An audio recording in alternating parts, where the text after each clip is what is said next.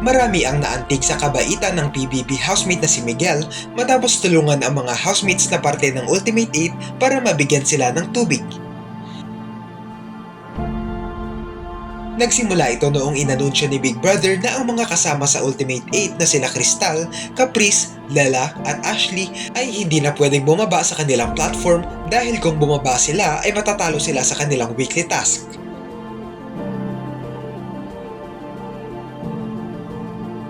Dahil dito, kailangan kumilos ng mga housemates na hindi papasok sa Ultimate 8 para bigyan sila ng pangangailangan nila. At sa bawat bagay na ibibigay nila ay may kapalit na sakripisyong kailangan nilang gawin. Naisipan ni Miguel na bigyan ng tubig ang 4 na housemates na ito pero kinakailangan niyang dumaan sa isang matinding pagsubok kung saan kinakailangan niyang punuin ang isang basong tubig gamit lamang ang kutsara at kukuha lamang siya sa swimming pool.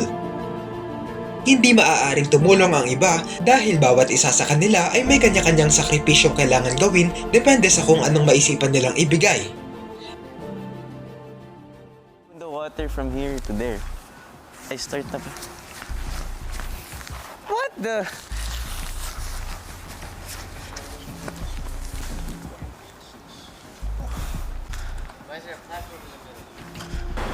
Wawa naman. Ano kaya yung sacrifice?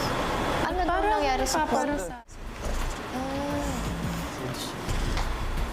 Ano ko po kuya, motivation ko po para bilisan po kuya, tsaka ma-fill upan ko po yung glass kuya.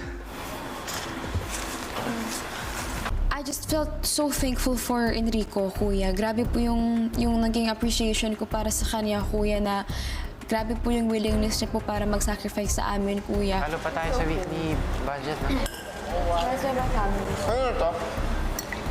Ilang saglit pa, si Miguel unti-unti nang nakaramdam ng pagod. Kaya, ang init lang eh. Kuya, despite po na, yun po, napagod po ako kuya, tapos pawis na pawis po ako kuya.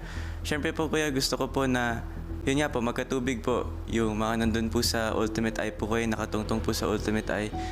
Thank you, Miguel! Dahil sa naging kabutihan ni Miguel, maraming netizens ang natuwa sa kanya at talagang hinangaan kung gaano siya kahandang magsakripisyo para sa kapakanan ng mga kasamang housemates.